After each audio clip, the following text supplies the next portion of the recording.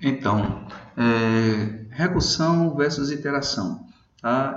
Tudo que é recursão e iteração são comandos na realidade de repetição, tá? E são conceitos de repetição. E o que você faz utilizando iteração, você pode fazer com recursão também e vice-versa.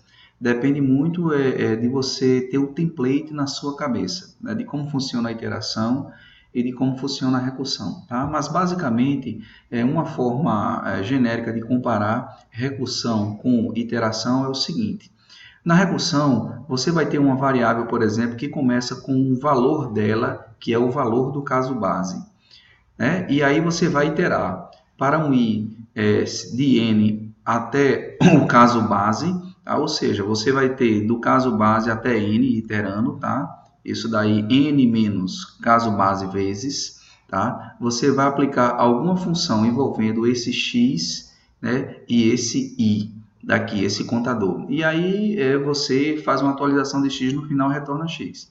No caso do recursivo, você simplesmente julga se eu estou no caso base, se n é igual a caso base, que é o parâmetro n, tá? Então, retorne o valor dele no caso que tem que ser retornado no caso base, tá? Se não, você vai chamar aqui uma função, tá certo? Que vai ser uma função envolvendo n, o parâmetro, e a chamada recursiva em um caso mais simples.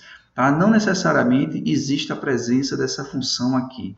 Você poderia já retornar a função, chamando ela recursivo, num caso mais simples também. Mas, normalmente, o que vem do caso anterior, você faz alguma operação com ela aqui. Tá? Então, por exemplo, na iterativa aqui, você tem o produto, né, que é calcular o fatorial. O produto ele começa com o valor base 1.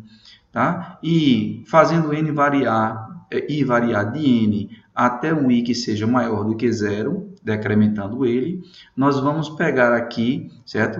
Multiplicar o i pelo produto, tá? Ou seja, aqui ele está fazendo uma função que eu vou aplicar o i e o x, que no caso é o produto que eu vou retornar, tá? Então, eu aplico a função multiplicação, atualizo o produto e no final eu retorno o produto. Já no recursivo, você verifica se n for igual a zero, então return 1, o caso base e o valor que tem que ser retornado no caso base. Se não, você vai multiplicar o n, que seria a função aplicada ao n, certo? E o caso recursivo numa entrada mais simples. Ok? Então, basicamente é isso. Para cada problema, você vai ter que pensar qual é o valor base e como é que a computação deve ser feita, tá? Em função desse valor base. E aí transferir isso para o template recursivo, que é caso base e caso recursivo, tá? Então, poder expressivo da recursão e da iteração, eles são praticamente o mesmo. Eles são comandos de repetição, tá? Que servem para você utilizar quando você quer fazer alguma computação. E um pode ser convertido no outro, basta apenas essa questão de raciocinar entre os templates. Tá? Com relação à performance, isso vai depender muito do compilador que é utilizado. Normalmente, nas linguagens imperativas e orientadas a objeto, tá? A iteração ela é bem mais eficiente, tá? Do que a recursão. Até porque por questão de manipulação de como a recursão manipula a pilha nessas linguagens, tá? Entretanto, em linguagem funcional, essa diferença é insignificante, porque o compilador das linguagens funcionais, eles fazem realmente uma boa otimização no uso da recursão, tá? Que linguagem funcional é toda baseada na noção de recursão para repetições, tá? Existe um conceito também que é importante, que é tail recursion, ou recursão em cauda, que é a última ação da função recursiva é a própria chamada recursiva. Então, nesse caso daqui, para calcular o MDC entre dois números, você tem aqui esses comandos, tá? E você tem aqui um return, esse camarada daqui. É a última ação que você faz, tá? É a chamada recursiva. Já no caso do fatorial, você faz uso da chamada recursiva, mas você ainda tem uma computação posterior a ela ser feita, que é pegar o resultado dela e ainda multiplicar aqui com n, tá? Normalmente, essas implementações que usam recursão em cauda, elas são mais eficientes, porque elas já trabalham diretamente na pilha de recursão que ela vai construindo. Ela não precisa ainda fazer manipulação extra com o valor que está no topo da pilha, que é colocado lá. Tá? Normalmente são mais eficientes.